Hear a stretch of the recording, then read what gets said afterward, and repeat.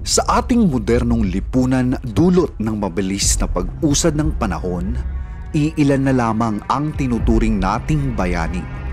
Dahil sa bigat na responsibilidad na kaakibat ng salitang ito, mahirap ding akuin ang pagiging bayani.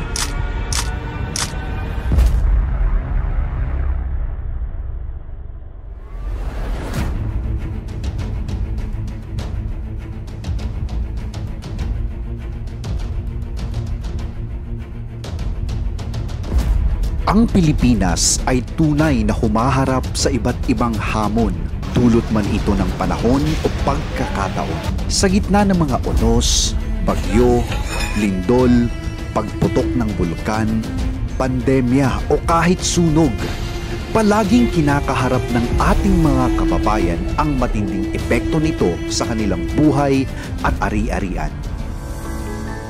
Ang BFP Calabarzon na ngay binubuo na ng 2,401 lalaki at 1,130 babaeng kawani ay patuloy na pinauunlad ang serbisyong handog sa ating mga kababayan.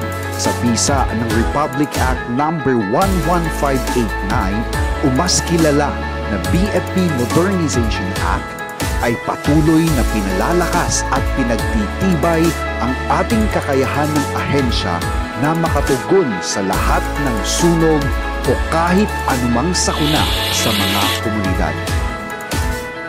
Tungkol naman sa pagpapatibay ng ating mga kapasidad, nagawa ng BFP Calabarzon pasimulan ang konstruksyon ng mga bagong fire stations ng Pakil, Laguna, Rizal, Laguna, Mabitak, Laguna, Patnanongan, Quezon, Bordeos, Quezon, Padre Burgos, Quezon at natapos ngayong taon ang sa Morong, Rizal.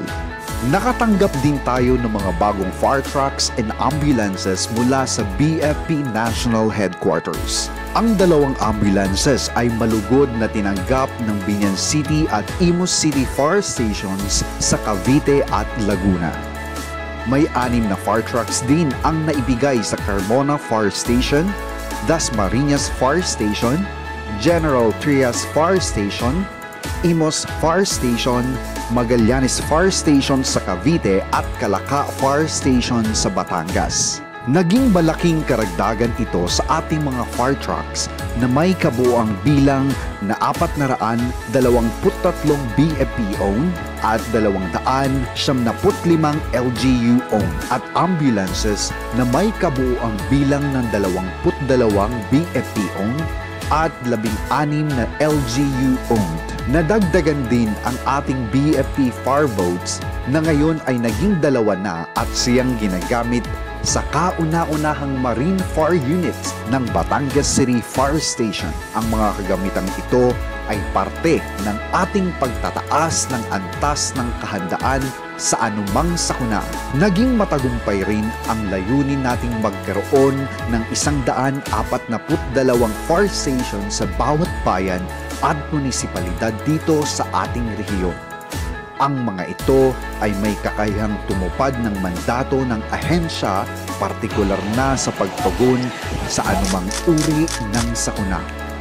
Ngayong patuloy ang ating paglalakbay tungo sa modernong BFP, hindi rin tayo tumitigil sa pakikipag-ugnayan sa iba't ibang ahensya, korporasyon at individual upang maging kapalikat sa layuning ito.